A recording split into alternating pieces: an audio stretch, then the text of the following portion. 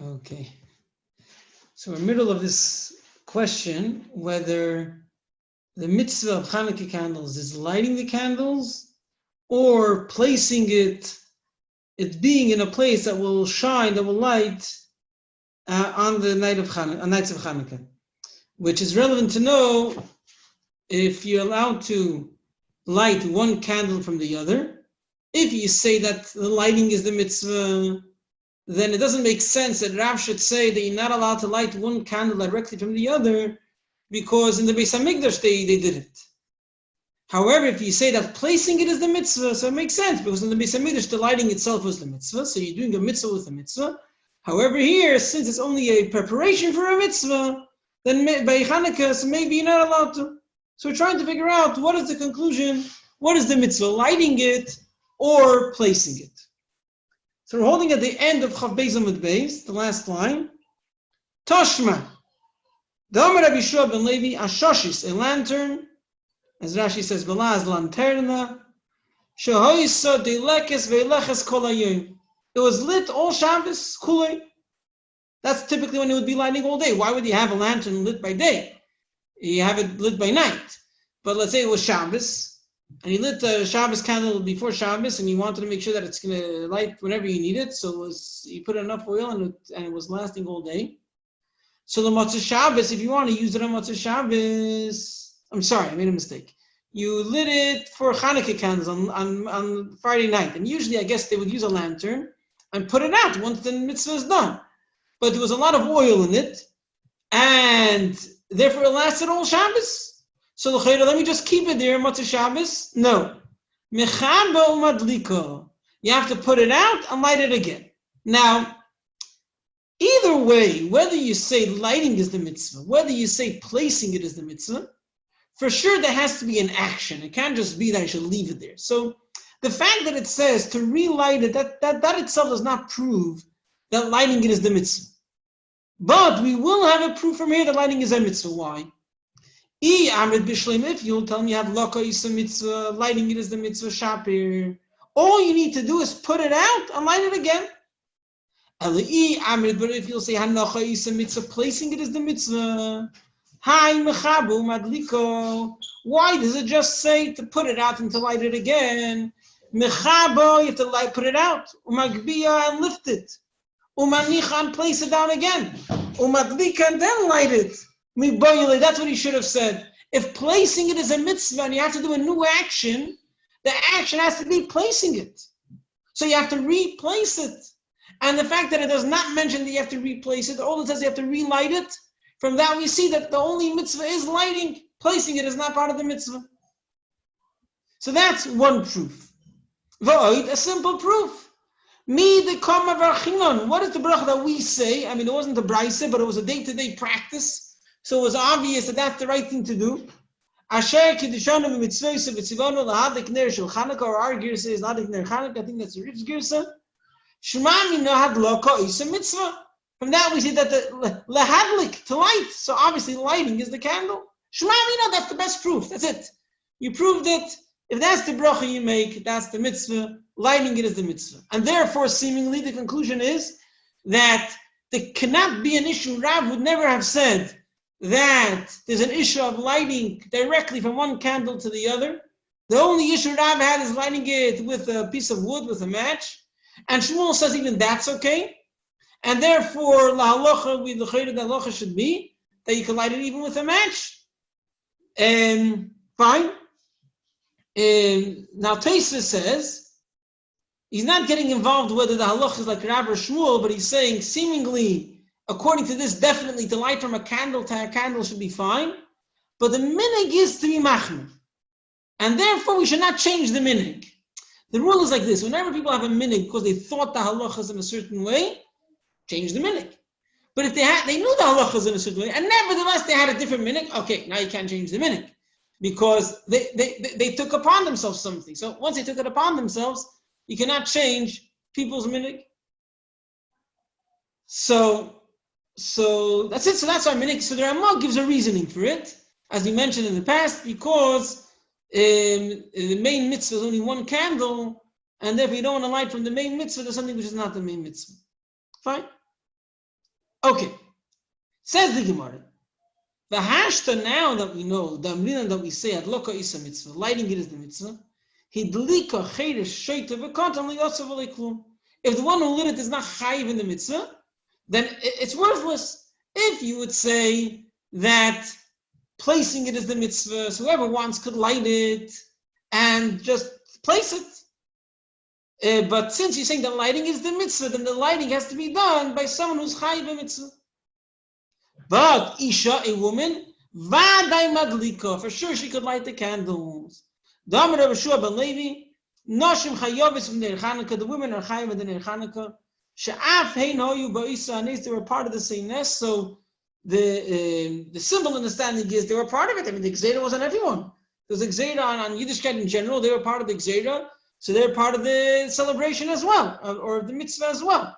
Or as Rashi says, that not only that, but there's a story of Yehudis, which was a woman that, at least in one battle or one part of the story, she was the one that made the nest happen, made them win at least one of those battles. And therefore, they have a very significant part in the nest. And therefore, for sure, they're chayiv in the mitzvah, which is a bit deichik in the wording, she'af hein hoyu ba'isa nes. It sounds like they were also part of the nest. And from Rashi, it sounds like that they were a very instrumental part of the nest, more in a way than the men. Good, but that's the word. That's the thing. So they're definitely chayiv in the mitzvah. The point today, the meaning is like this: we take upon ourselves the mahadrin mina mahadrin, the way the Rambam says that each one in the house lights the candles, but the women do not. So the simple idea is, Mahadrin mina mahadrin, especially this type of mahadrin mina mahadrin, is a matter of choice. And all men accepted that, and in the past the women did not accept that. So since they never accepted it, it didn't become the minig. Why didn't they accept it? There could be very technical reasons. In the past, not all women knew how to make a bracha, and therefore it was a difficult thing for them to always have someone help them make the bracha. It was a one time a year bracha, they didn't remember it by heart, it was hard for them to read. So it wasn't something that became the normal minhag. So they do the mitzvah, they're chayiv in the mitzvah, they're yoytze with the husband, they're yoytze with anyone else in the household. If they're alone, they must light the candles. But this idea that each one should light their separate candles, that detail they did not accept. Which anyways is not for sure that that's the halacha. I mean, according to the Tosfos, then mahadrin and mahadrin don't do that. You just do one per you do one per night per family. Like each night extra, but it's only one per family. So that extra chumah they didn't accept. Fine.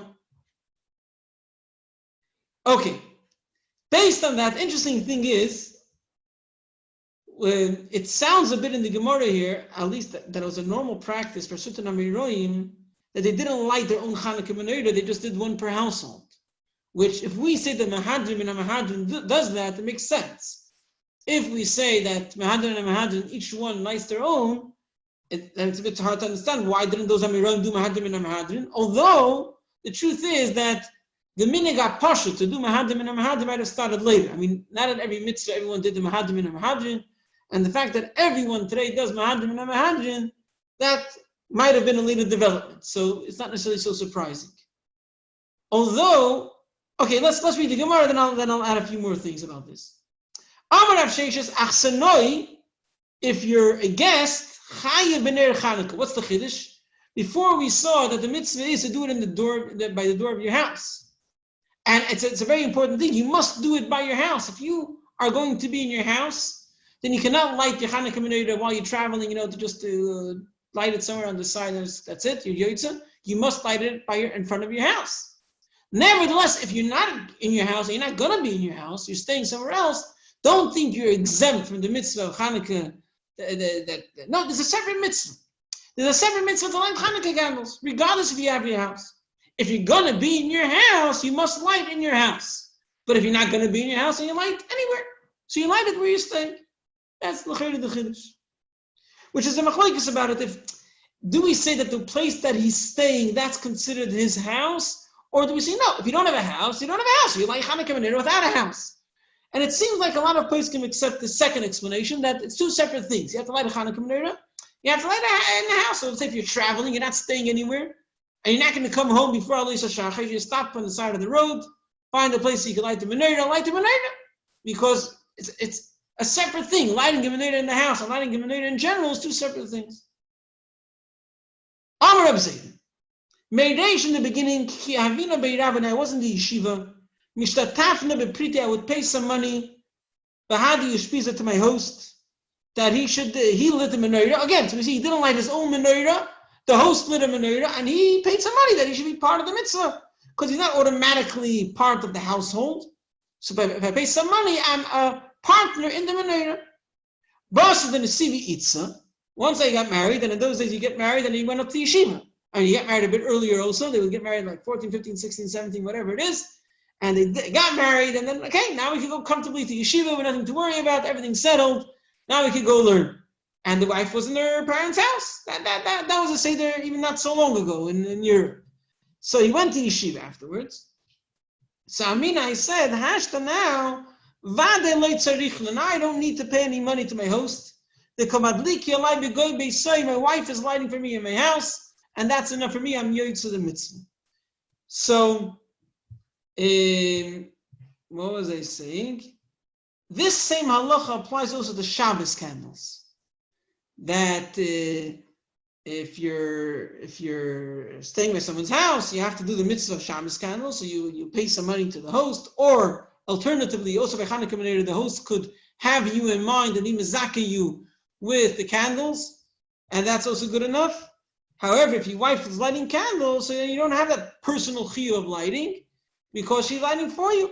So it is possible that this whole story was talking about Shabbos candles, and then you have no proof from here that they didn't do the Mahadim and Mahadim in our style of each one lighting their own menorah, because it might be talking about Shabbos candles. Although the Pashtus not. The Pashtus, if you just said Ner Chanukah and right afterwards you're bringing the story, the Pashtus is talking about Ner Chanukah. Okay. Fine. A new thing about Chanukah menorah. Amar Rabbi Shua ben Levi kol hashmonim kulam yafin l'neir.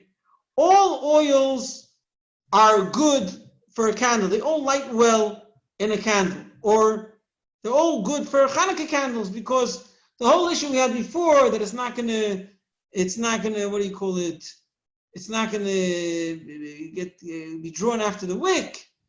But on Chanukah we're not worried about it, because you're not reading to the light of the candle, so then even in Shabbos you're not worried about it. And then just to light, just to have a flame that reminds you about Chanukah, they all do a good job.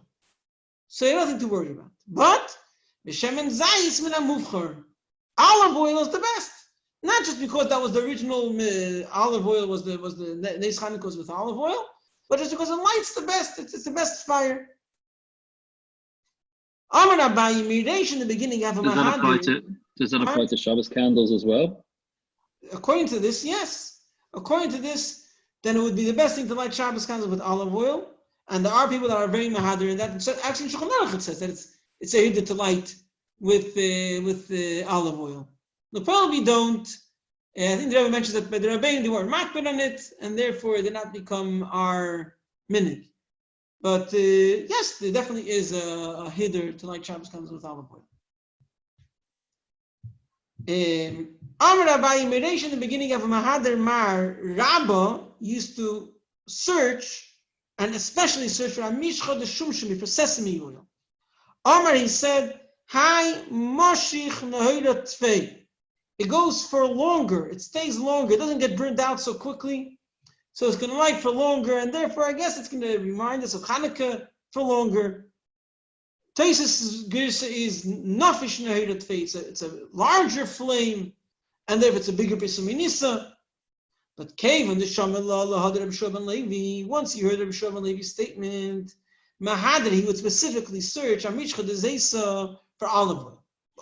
He had a good svara. Why does he all of a sudden accept what Rabbi Shua ben Levi said? Amar, he said there's a different logic. Hayt solil nahirat fei. The flame of a Chanukah of olive oil is more clear, more pure.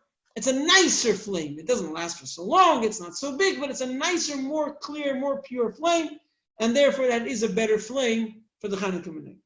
Right. Once we spoke about the specialty of olive oil, la halacha.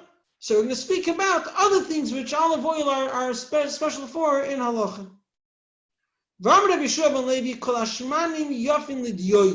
All oils are good to make ink. So the way they would make ink those days, or today also, like they mix a bit of that into the ink for Sifrei Torah, for mezuzahs, is that they would take glass and put it on top of a candle until it turns like there's a black that makes the smoke makes like a black coating on the glass. They scratch off that black coating, mix it with oil, hold it a dry base for ink, and then when the time comes to write with it, they would mix it with a certain type of sap, and that's the ink. Today there's some other ingredients in it, and there's a question: is good, isn't good, is it the best? It's definitely kosher, but like this is like the base, the original basic ink. That's the way it's made. So he said that the best is olive oil. Now there's twice you use oil, fuel for the candle, and then you mix it in with the ashes to keep the base, the base for the ink. So in Boilwood, they had a question, the gabil, to need to mix it in with this ashes, oil ashing, or just to make the smoke, to make the candle that will to use it to smoke the glass, to scratch off the ashes from the glass. Toshma, the answer is the Tani Rav Shmuel Bar Zutra, you had a brisa, Kol Hashmanim Yofen L'Diyoy V'Shem Zayis V'Namuvchar Bein LeGabel Bein LeAshin, for all of them. But 1 second.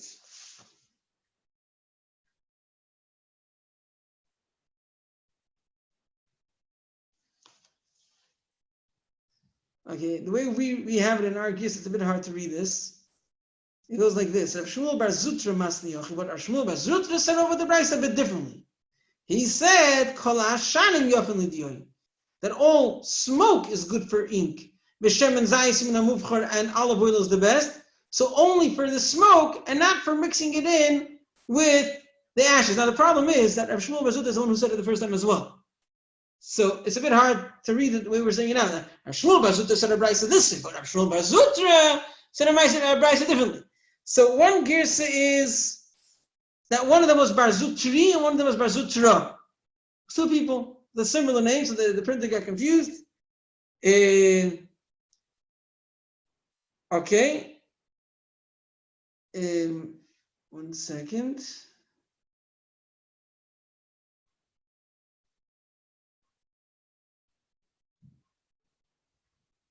Okay.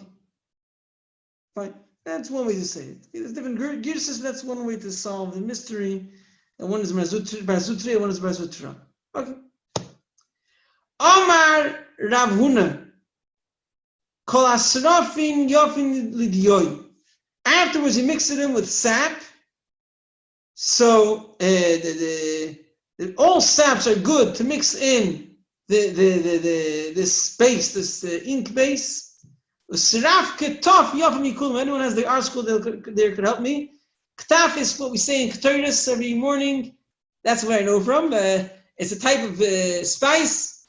But basically, you take that sap and you dry it, and that becomes a spice. Anyone has the name for it? You can take English siddur as well, Mustama. Sorry, I think it says here black. I don't know what it is, but black thorn gum. Could that be it? Okay, so it's gum that comes from black thorn pine. So that's Yofim Mikul. That's the best sap for ink that does the best job. Fine. Okay.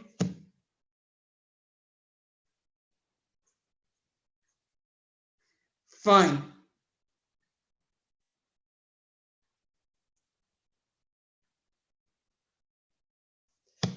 Okay.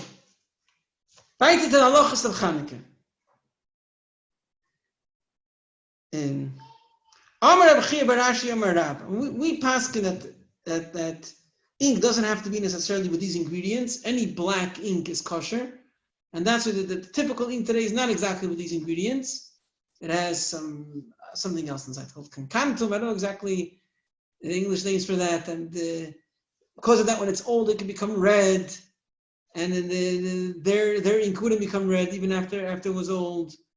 Theirs was like a better quality, but our ink is also kosher. Allah.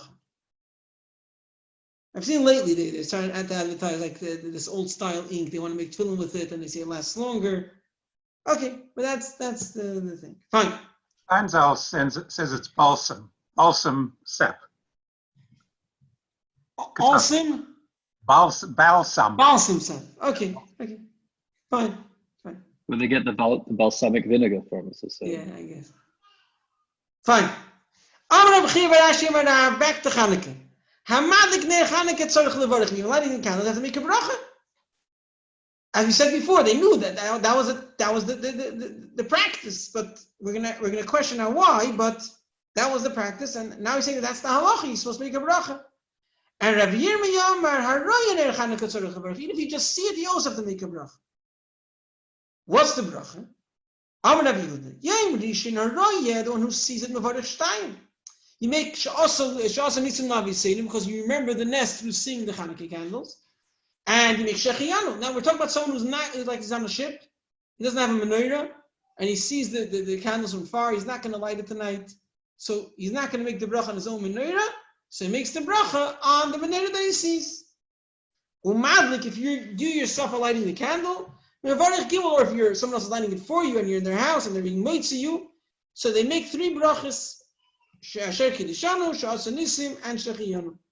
Mikan ve'elach, all the other nights, madlik mevarich shtayim, when you light it, you make 2 brachas, you skip shechiyanu. V'royen, if you see it, mevarich achas, make only 1 bracha. Ma'id, which bracha do you skip? Ma'id zman. You skip shechiyanu, because it's not a new Yom Tov. V'nimoy to nes, let's skip the nes. Why skip the nes? So it sounds like the Gemara assumed either that the main nest was the fact that they found the jug of oil. That was one of the explanations for it's interesting because we always have the question, what was the nes the first day? And here the Gemara is saying, no, only the first day should be the nes, not the rest of the days. That's like the havamin of the Gemara. So it could mean that winning the war, according to the opinions that winning the war was on that day, not on the day before. Now, Rabbi actually accepts that the victory was the day before. They rested on Chofei. So some say that the Ness was the fact that they found the jug. So that's the main Ness. Everything else was like a development of that. Hashem already loved them and found the jug, and he was going to make sure that it's going to continue. So the Havamin was to say only Ness the first day. Says so no, Ness kol yom. Every day there was a Ness, as we understand, because there wasn't enough oil for each day. So the fact that it burned day by day was an S. I mean, interesting. From Rashi, it sounds even more that the nest was the fact that they found the jug. Because Rashi says, why was there a nest each day? Because the oil of each day was lit from the jug. So it sounds like that still the jug is the main nest, but every day they found the jug. In Chassidus, they actually mainly follow, in the Gemara Chassidus, they follow mainly this answer that the nest of the first day was finding the jug, and the explanation is that the jug is in the Kudas HaEmunah, and everything else is just developed from that. So that's why the question is, just the first day is the nest, because that's the main nest. They found that Emunah in Eden. And the answer is that every day was lit with that Emunah, and therefore the nest is every day. Fine. My mevarich, what's the bracha? Mevarich Hashem kedishanu mitzvah v'tzivanu lahadik ner shel Chanukah.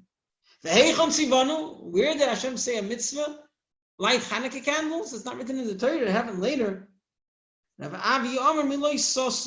says you should not go away from what the Chachamim tell you. And Chachamim told us to light the Chanukah candles. So it's as if the Torah told us indirectly, light Chanukah candles. As if we're saying, Hashem made us holy with his mitzvah. So he told us to listen to the Chachamim, which told us to light Chanukah candles. And Nehemiah Amar, Sha'al avicha v'yageidcha zkeinacha v'yemru lach. A different pasuk which says you should always ask your elders and they'll tell you what to do. So we see that you have to listen to your elders, so listen to the Chachamim, which in a way could make more sense because that's a mitzvah saseh. Lo yisas is a mitzvah lo yisas. Don't go away from what they're telling you. Here it's a mitzvah saseh. Fine. So why does Rav Avi not agree with that? And Actually, the Ram quotes Rabbi Avi's opinion, and it's because of Leisasu. Okay, you have to understand exactly why. I mean, it's discussed. I just didn't look into it.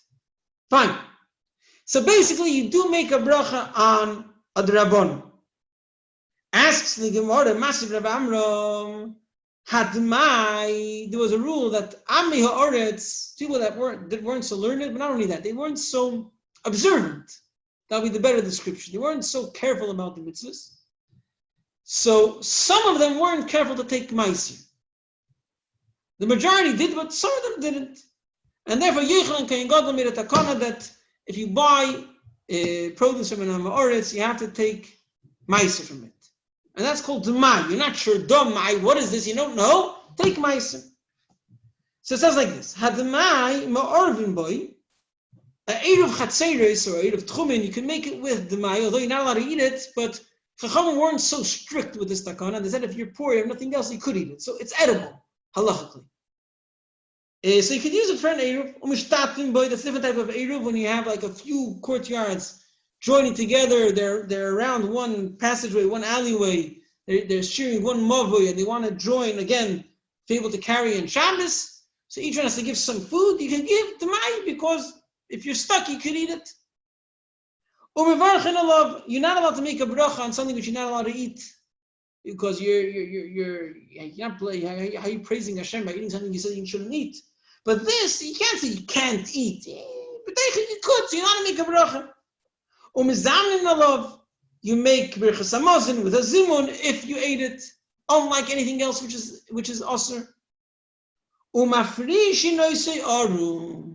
You could separate meiser from it if you're not dressed, if you're not sneezdik. Ubein hashmoshes. On Shabbos, you're not allowed to take truma and meiser, but since this is only a doubt, you could take it when it's bein hashmoshes. You're not sure if it's Shabbos yet, and you're not sure if you have to take meiser from this. Take meiser. Now, what's the chiddush? You're allowed to take meiser when you're not fully dressed.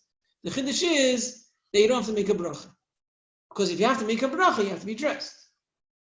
So the amrit, if you want to say kol midrabanan by bracha, any takonis chacham you have to make a bracha.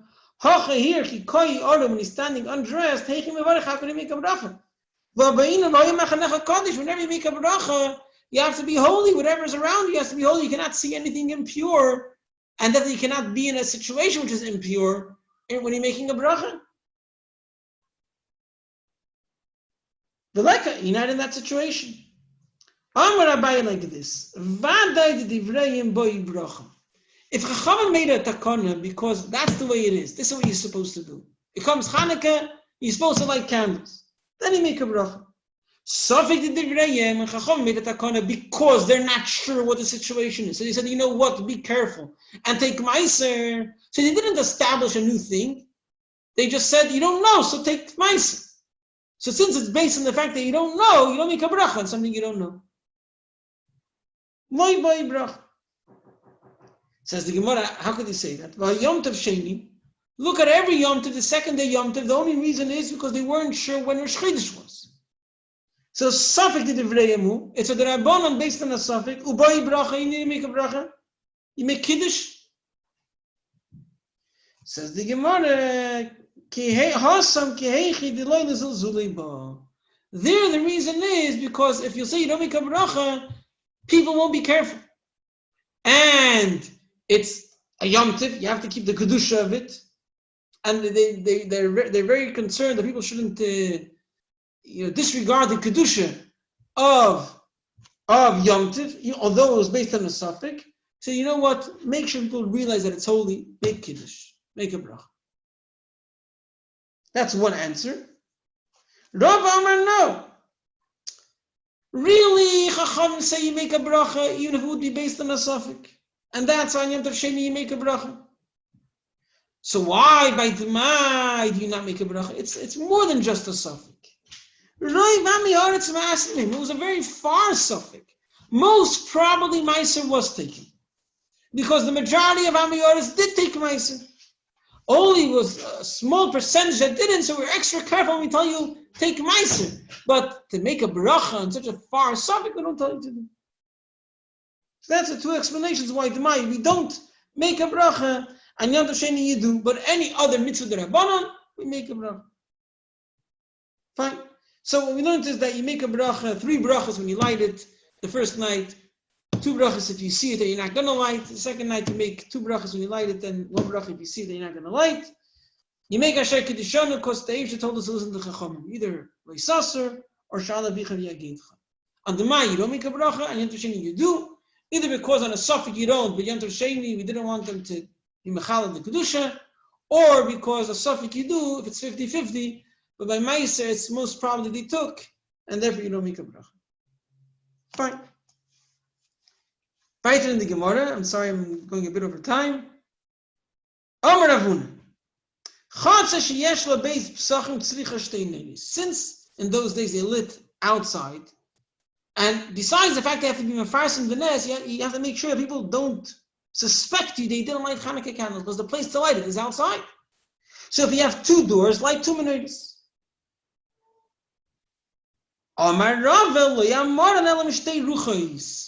Only if you have 2 entrances on 2 sides of your house.